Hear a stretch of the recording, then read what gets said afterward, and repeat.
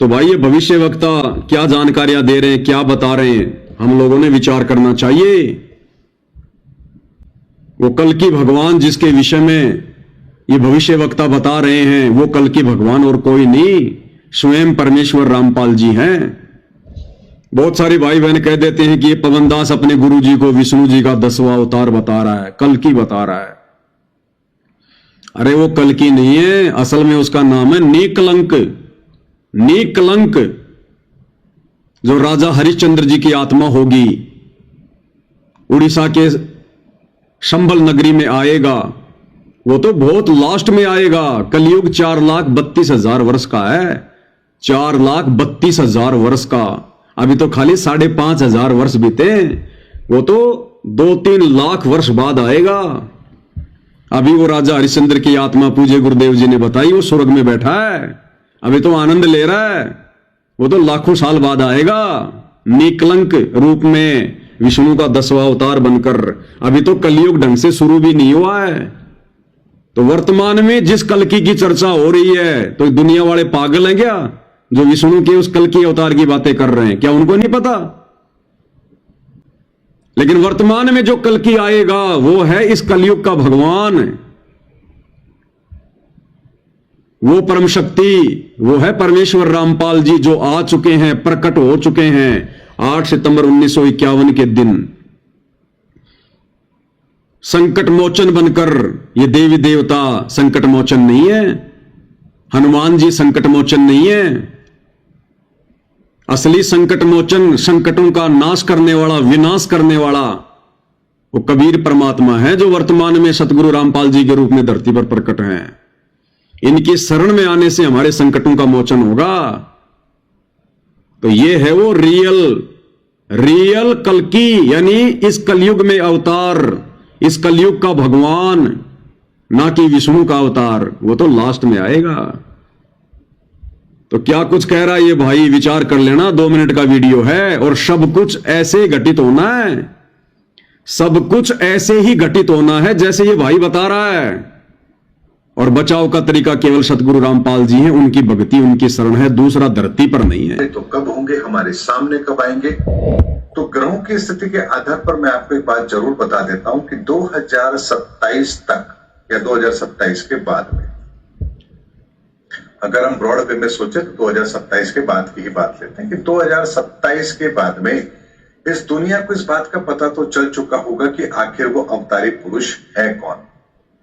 क्योंकि 2027 तक इस संसार को इस महाविनाश से जो नुकसान होना होगा वो हो चुका होगा।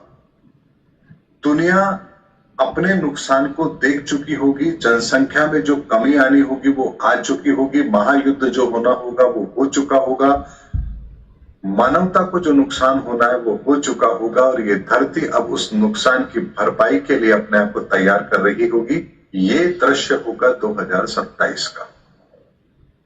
और उस समय पर जो भी इस दुनिया को राह दिखाएगा, मेरे ज्योतिषीय आकलन से और शास्त्र ग्रंथों में वर्णित उन रहस्यों को यदि हम समझना चाहें तो 2027 के बाद में जो इस दुनिया को राह दिखाएगा वही कल्कि अवतार है।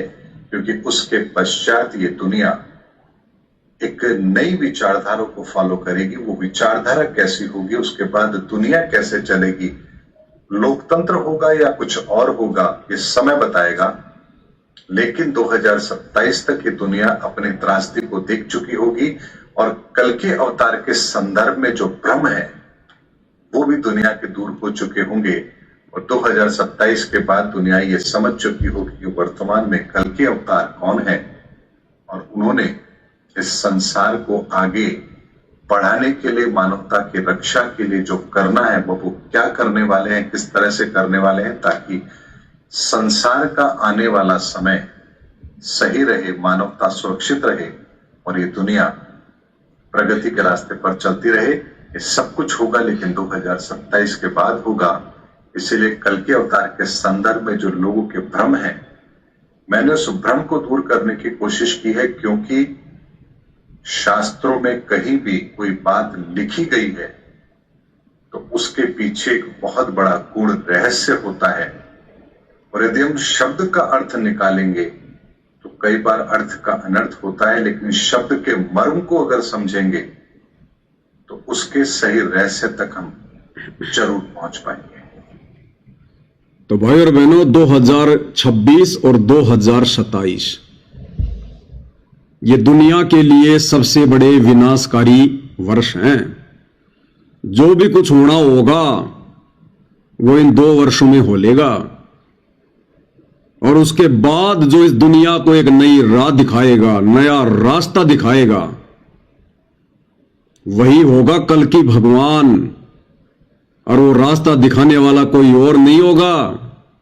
वो रास्ता तो सन 1994 से परमेश्वर रामपाल जी दिखा रहे हैं, लेकिन अभी दुनिया का भाग फूटा पड़ा है, दुनिया की किस्मत फूटी पड़ी है। शकल पदार्थ है जग माही, भाग बिना नर पावत नाई। इसलिए उस परम संत को दुनिया पहचान नहीं रही है। उनके विषय में उल्टा बोलकर, झूठा बोलकर, गंदा गंदा बोलकर और ज्यादा दुखी होने के लिए अपने कर्म बिगाड़ रही है। तो 2027 के बाद जो दुनिया को राह दिखाएगा वही होगा कल की भगवान, और वो एकमात्र राह दिखाने वाला महापुरुष परमेश्वर रामपाल जी हैं, इसके अलावा कोई नहीं है। और जो समय रहते उनकी शरण में आ जाएंगे, उनके प्रवचन आज से ही सुनना शुरू कर देंगे यूट्यूब पर जेब से मोबाइल निकालकर, और अगर उनकी शरण में आ जाएंगे, उनकी भक्ति पर लग जाएंगे, तो तुम्हारे भाग्य में अगर मृत्यु भी है तो परमेश्वर उसको बादलों की तरह दूर हटा देंगे। तुम्हारे ऊपर फूल जितनी चोट भी नहीं आने देंगे, फूल जितनी चोट भी। ये परमात्मा है, सारी सृष्टि का मालिक है, लेकिन कार्य करेगा भाई और बहनों अपने भक्ति विधान के अनुसार, किसी के रोने धोने से, चिल्लाने से नहीं। ये भावुकता में भावुक नहीं होता। ये भगवान जोश में होश नहीं खोता हम इंसानों की तरह। ये अपने विधान का पक्का है, अपने नियमों का पक्का है। तो 2028 लास्ट युग परिवर्तन का समय ज्ञान गंगा पुस्तक में पूज्य गुरुदेव भगवान ने साफ साफ लिखा हुआ है। नास्त्रदमस की भविष्यवाणी में पढ़ लेना, अगर नहीं पढ़ा तो। अगर भक्तों की भी आंखें बंद हो तो खोल लेना भाई, नास्त्रदमस की भविष्यवाणी में पढ़ लेना। सन 1905 से लेकर 2028 गुरुदेव ने महापरिवर्तन का समय लिखा हुआ है, और आ गया वो समय। अब मुट्ठी भर भी समय नहीं है। मुट्ठी भर यानी मुट्ठी में 5 उंगलियां होती हैं, 5 साल भी नहीं है पूरी। ये 2025 आधी से ज्यादा चली गई है। 26 और 27, 28 में तो फिर परमात्मा का सतयुग का सवेरा होगा, सतयुग का सवेरा। यानी जितनी आत्माएं उस युग परिवर्तन के दौरान सुरक्षित रह पाएंगी, जो बच पाएंगी, उन आत्माओं को फिर परमात्मा शत भक्ति देने के लिए सतयुग में प्रवेश करवाएगा। फिर दोबारा से समाज का नवीनीकरण होगा, दोबारा से समाज का सुधार होगा।